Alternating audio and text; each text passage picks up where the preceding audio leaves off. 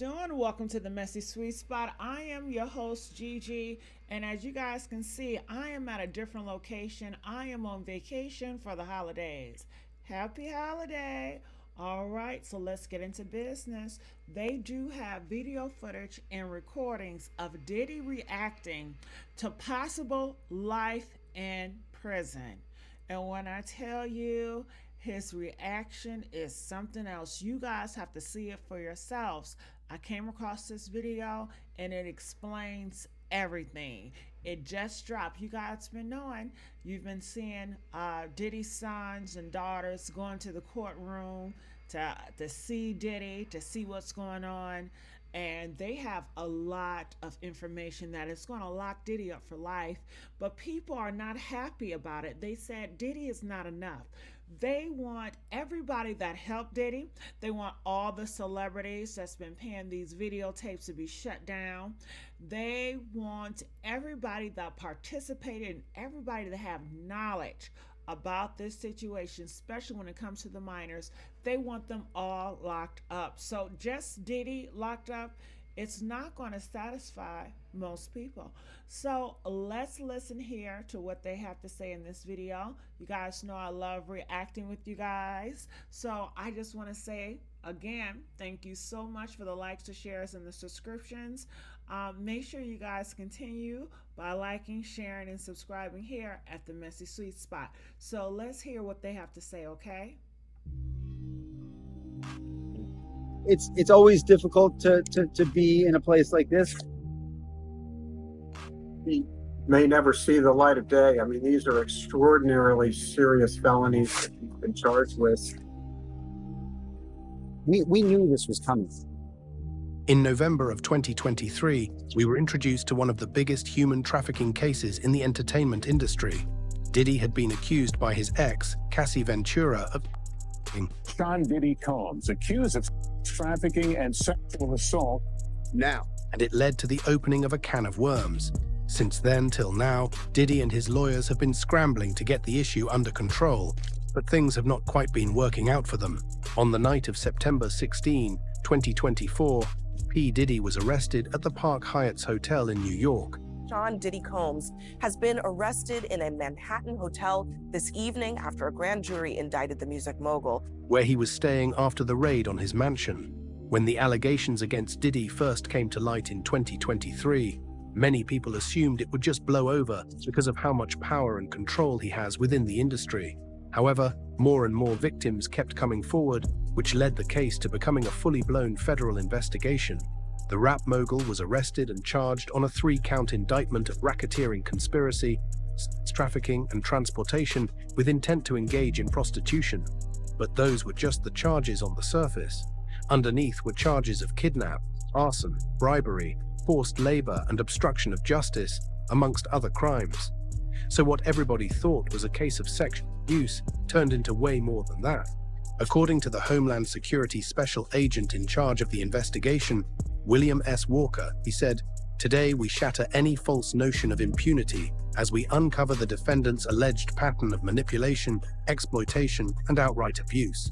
Make no mistake, we are here today only because of the unwavering strength of victims and witnesses who have already endured unspeakable hardships. I commend them for their courage." Although Diddy hasn't been officially found guilty, going by the statement of the HSI agent in charge, there is a lot of evidence that has been found against the rap mogul, and it's only a matter of time before he is brought down. The legal case against Diddy started because of the boldness of Cassie Ventura and Lil Rod, despite all the threats they faced about a ruined career, according to their lawsuits. Ever since the emergence of their allegations, many victims have also found the courage to step forward and talk about their experiences, and this could be a great step in revealing the hidden works happening in the industry. An attempt by Diddy's lawyers to save him. Diddy's defense team has been headed by Mark Agnifilo, and the attorney has been working tirelessly to get the innocent verdict for his client, and his performance so far has been questionable. One of Agnifilo's defense points for Diddy is claiming that the government is only targeting the mogul because he is a successful black man. The claims against Diddy date as far back as 2008, which is totaling over 15 years of crime and getting away with it. Agnifilo claims that ever since Diddy started building businesses and doing well, the government has been seeking ways to bring him down, but it hasn't been succeeding. He claims that Diddy has been paying his taxes, giving back to his community and doing everything right. But since the government could not find a way of getting to him through his businesses, they chose to attack his bedroom affairs. In a TMZ documentary aired on Tubi titled TMZ Presents The Downfall of Diddy, Agnifilo claimed that the government is making the case seem like a takedown of a successful black man. Tomorrow we argue in front of the district court judge whose case this is. However, the same was said about R. Kelly when the singer was accused of trafficking. After his victims came out to sue him, even if you look at, say, R. Kelly, who's someone who is very much maligned and should be given what he's been convicted of. Fans of R. Kelly claimed that the government was just trying to bring down a black man. The singer was on different news channels singing tunes of his innocence until undeniable evidence was brought against him, and he was sentenced to 30 years in prison. Singer R. Kelly sentenced to 30 years behind bars after his conviction on racketeering and sex trafficking charges. As his supporters continued to keep his songs on streaming platforms and claim his innocence, his daughter stepped forward to reveal that R. Kelly, her father, sexually abused her throughout her childhood. I really feel like that 1 millisecond completely just changed my whole life. Ever since the chilling confession by R. Kelly's daughter, the world has been quiet about R. Kelly's race. But with Diddy, his lawyer has also been attempting to take advantage of that angle for his defense. According to Mark Agnifilo in the TMZ documentary, he claimed that if Diddy was a regular person in society and not a celebrity, the government wouldn't be interfering this much in his life. And by interference in Diddy's life, the lawyer is talking about their investigation into Diddy's freak-offs. Agnifilo is now also tackling the freak-offs claims by claiming that all the sexual encounters during that period were consensual. This is consensual adults doing what consensual adults do. You know, we can't get so puritanical in this country to think that somehow sex is a bad thing, because these encounters ended with the people involved, including Diddy, getting IV drips to recuperate due to the amount of drugs they had consumed and the intensity of the activities. It's important to note that most of the victims in this case were given spiked drinks. Many of them did not consent to taking drugs. Those who took drugs with their knowledge were coerced into it. So based on their allegations, it appears that they didn't have a choice. In Cassie Ventura's lawsuit about how she started dating Diddy, she claimed that he had tricked her into attending a yacht party by claiming that she had been invited to perform at an event. As if that wasn't enough, he offered her pills, which she later found out was ecstasy. She could not reject it because it came from her boss and she was on a yacht in the middle of the sea. He didn't just offer her pills for that day, he made sure she was constantly high for the entire weekend they spent on the yacht. And when she was no longer in control of her senses, he had sex with her. After that relationship started, Cassie claimed that there were days when Diddy would solicit male prostitutes to sleep with her, and he would record those encounters. She had to engage in those acts while on drugs, and when she was sober, Diddy would show her the videos randomly to remind her that he had the upper hand in their relationship. Amidst all this, one thing that Cassie claimed that the world has seen was the IV drip that she had to be placed on after the freak-offs Diddy made her do. Her claim has been consistent with Diddy's lawyer's claim that the rapper used to get IV transfusion after sex. However, Agnifilo's argument was that the government is too concerned about what Diddy does in the bedroom. He claims that the government doesn't like how Diddy chose to have sex, and it should be none of their business. Agnifilo is claiming that what the prosecution is referring to as freak-offs is what they used to call threesomes in the 70s. The attorney is also claiming that the prosecutor is shaming Diddy and reducing him to a monster when he's much more than that. In the same documentary, Agnifilo also said that the allegations against Diddy only started because of the rap mogul's relationship with Cassie Ventura, which was built on cheating. When he was asked to address the video of Diddy beating Cassie, she claimed in her lawsuit that she was physically assaulted by Diddy. He claimed that both of them had issues because Cassie cheated on Diddy and Diddy also cheated on her. So he's in essence saying that the physical abuse Cassie suffered at Diddy's hands was because they were in an abusive relationship, so it was inevitable. Based on Agnifilo's statements, it appears that he's planning to go after Cassie too, by using the fact that she was taking drugs during her relationship with Diddy. He is likely going to argue that Cassie's testimony about her relationship with Diddy is false, because she was barely sober during the relationship. But Mark Agnifilo is one to talk about reducing a person.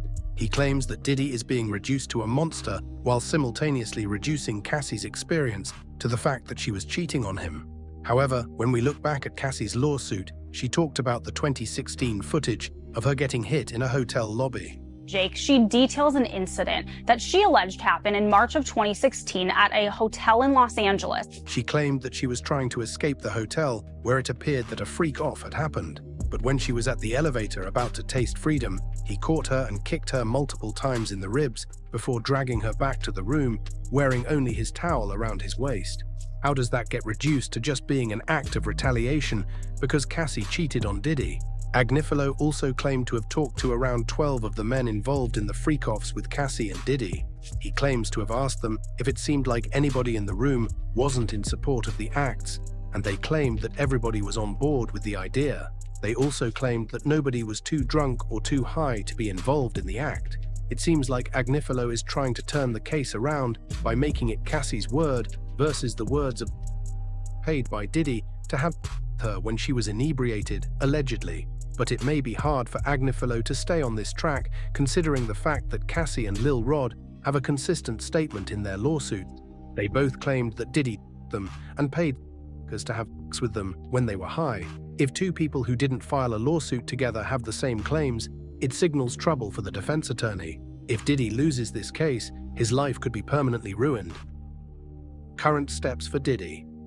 Since Diddy was arrested in September, he has been incarcerated at the Metropolitan Detention Center, MDC. The jail is known for holding famous people like R. Kelly and Sam Bankman-Fried, the billionaire who committed financial fraud. But despite holding high-profile criminals, the prison is not up to the standard of the average federal prison. According to reports, the prison lacks proper ventilation, which means that the inmates would always experience the extremes of weather conditions. When it's winter, it gets too cold, and when it's summer, it gets too hot. With extreme weather conditions like this, the inmates are bound to experience extreme emotions, one of which is anger, and who can they take it out on other than their fellow inmates? For the longest time, judges and jurists have had second thoughts about sending convicted felons to this jail. It currently houses 1,200 inmates, and with its conditions, it's only a matter of time before the wardens start feeling the brunt of the prisoners' anger. Apart from the lack of proper ventilation, there are reports of the food being bland and unhealthy. Outside a courtroom, Mark Agnifilo claimed that Diddy is having a hard time adjusting to prison, majorly because of the food. Just like the other detainees, Diddy is served cereal, fruit, and breakfast cake every morning. It's a prison, so there's no way he'll be given a British breakfast by a world-class chef. On some days, he gets oatmeal and toast, and when it's the weekend, he's given coffee. At the MDC, lunch is served by 11 a.m., where Diddy is usually served hamburgers, baked fish, or beef tacos. On weekends, he gets scrambled eggs and biscuits, and for prison, that is a diverse meal set. Dinner comes after the 4 p.m. head count, where he is served pasta, fajitas, and chicken roast. If Diddy wants the vegetarian option, he can opt for lentils and tofu. The prison claims that it's serving heart-healthy food, and they are not wrong. Diddy is getting a balanced diet. Despite Diddy getting access to food, his attorney claims that the rap mogul is being treated just like the other detainees while waiting for trial. However, Diddy was placed in a wing of the prison reserved for high-profile people like himself, and he shares his cell with Sam Bankman-Fried. What other kind of special treatment is he expected to get?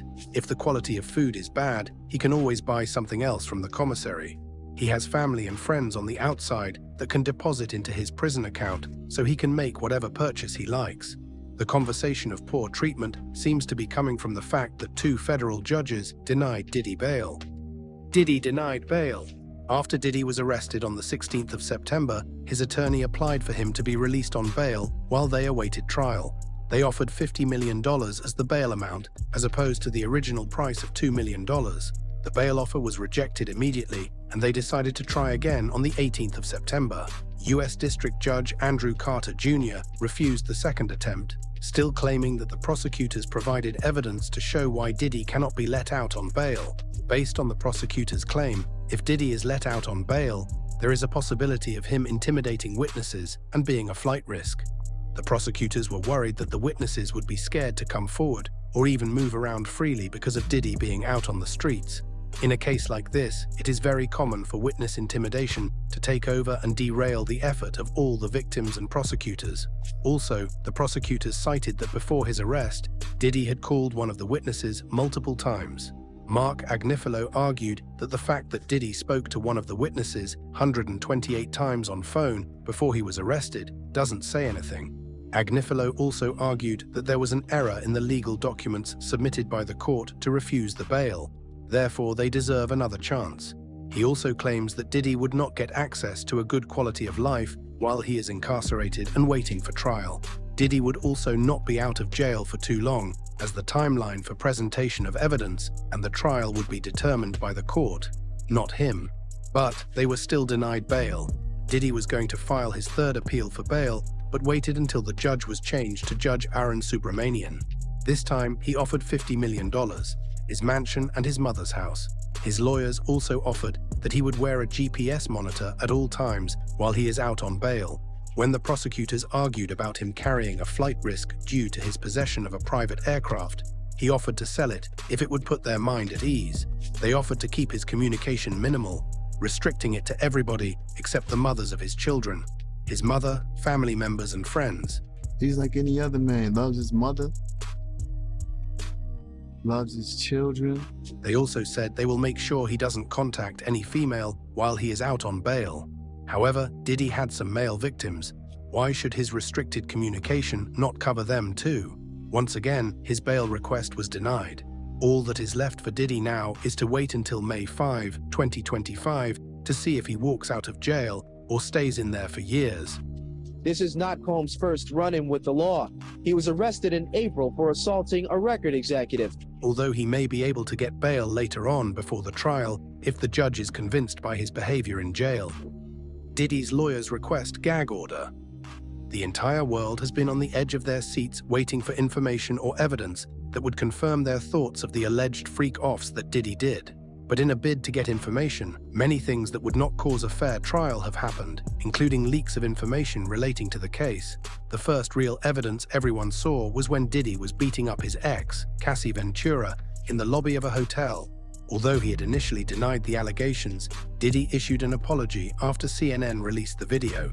Despite his lawyers arguing that Diddy was innocent, they settled out of court and gave Cassie $30 million. But after the video came out, Mark Agnifilo finally got a win for his client in court. He demanded a gag order. Mark Agnifilo requested that the court order all federal agents involved in the investigation to not speak about the case. The request came after the leak of the assault video and a statement posted by the Post showing evidence of the freak-offs. The news website claimed that the officer they spoke to on the issue claimed that the evidence against Diddy was sick shit, while Mark Agnifilo argued that all federal agents involved in the case were to stay away from the media with any information they had. The prosecutors argued that the terms of the gag order were too broad. Of the Metropolitan Detention Facility, and I'm going to do everything that I can to move his case as quickly as possible. It was going to encompass even organizations like Homeland Security that don't answer directly to the government, which wasn't reasonable. Unable to reach an agreement on what the gag order should cover, Judge Subramanian decided to throw out the entire gag order plea. But he ordered that no information should be leaked to the public, and the jury, prosecutors, and lawyers should watch their speech when addressing the public. The judge claimed that they didn't find any evidence to prove that agents on the case were the ones leaking out information, but he is placing the order because he wants Diddy to get a fair trial. How else would Diddy get a fair trial if private information keeps coming to the public? Also, certain evidence could lose value when they come out to the public, which means if there are actually victims, they wouldn't get justice. Diddy's sentence finally revealed. Some of the charges against Diddy include racketeering, trafficking, kidnap, arson, amongst others. If any of the charges against him are true, it means he lived a full life while he was out in society, a full life of crime. One of the charges against Diddy is racketeering, which he likely carried out through his record label. According to Lil Rod's lawsuit, Diddy had invited him to his house to work on an album, but Diddy never paid him for his months of work on the This Is Love album. Diddy also tried to coerce Lil Rod into having sex with him, while making promises of how he would make him a Grammy-winning producer. Diddy also did the same with Cassie by threatening her that she would lose her spot in the music industry if she were to ever leave him. He used his record label to attract people and allegedly made their lives hard. But it seems like there is a whole world of fraudulent business underneath that we don't know about yet. The punishment for racketeering is 20 years in prison or more. Diddy was also accused of arson by blowing up Kid Cudi's car, according to Cassie's lawsuit against him. The punishment for arson is up to 20 years in prison. He was also accused of sex trafficking involving minors, and the punishment is up to 20 years in prison too. With the many allegations against Diddy, he is facing close to 60 years in jail or life imprisonment. Diddy had a fairly successful career and built an empire, but with the allegations against him and the never-ending emergence of new victims, could this be the end for him? Is he going to spend the remainder of his life in jail, or will he win? Stay glued to this channel to find out more as... Ooh, honey, I tell you, it's something new every day. Can you believe it? We are actually going to see Diddy suffer. I cannot wait till the trial to start. All this illusion that he's doing fine, it's nothing but an illusion. He is putting on, trust me and believe me, he is sweating bullets. He is being tortured at night. He can't sleep peacefully. Knowing the things that he have done, and it's been out there for the public to see, he cannot sleep peacefully. So make sure you guys like, share, and subscribe here at the Messy Sweet Spot. And I want to know, what are your thoughts about this? Okay, put it down in the comment section, and I'll see you guys on the next video. And happy holidays.